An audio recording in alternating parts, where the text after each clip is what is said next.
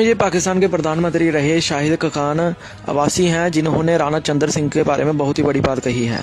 कुछ लोग टूट गए, कुछ उठा लिए गए, कुछ लालच में आ गए, अल्लाह बेहतर जानता है क्या हुआ। बहरहाल अक्सरियत जो थी वो खत्म हो गई।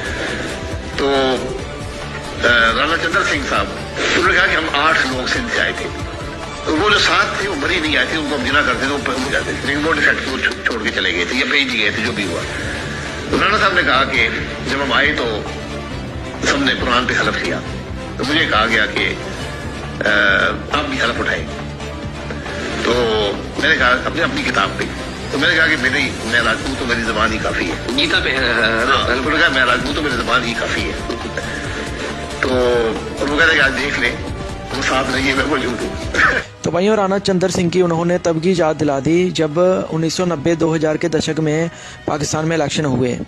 तो भाइयों, उस वक्त पाकिस्तान पीपल पार्टी, जो कि राणा चंद्र सिंह भी उसमें शामिल थे जब वो बनी थी, और राणा चंद्र सिंह ऐसे बाहुबली क्षत्रिय थे, शिकार खेलने के बहुत बड़े शौकीन थे, दबंग राजपूत थे।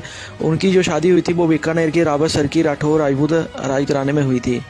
तो भाइयों, जब चुनाव हुए पाकिस्तान में, तो सिंध के जो 8 जो MP थे, उनकी मदद चाहिए थी प्रधानमंत्री बनने के लिए पाकिस्तान पीपल पार्टी को। तो भाइयों, 8 में से जो सिंध के 8 में से 7 जो थे वो मुस्लिम धर्म से थे।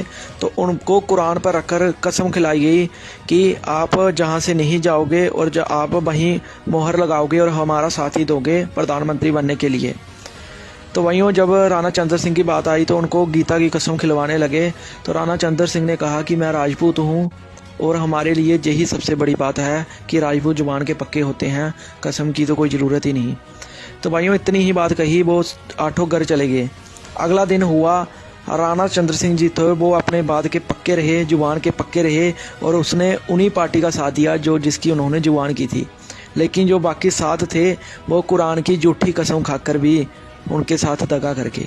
तो ये राजपूत की जुबान होती है, जो कि एक बार जब जुबान दे दे तो वो हमेशा पक्की रहती है, चाहे उसकी गर्दन कट जाए। चाहते हैं कि हम आगे भी ऐसे ही सिर्फ अपनी कौम के लिए आवाज उठाते रहें, जो कि मेरे लिए सबसे पहले अपनी कौम है।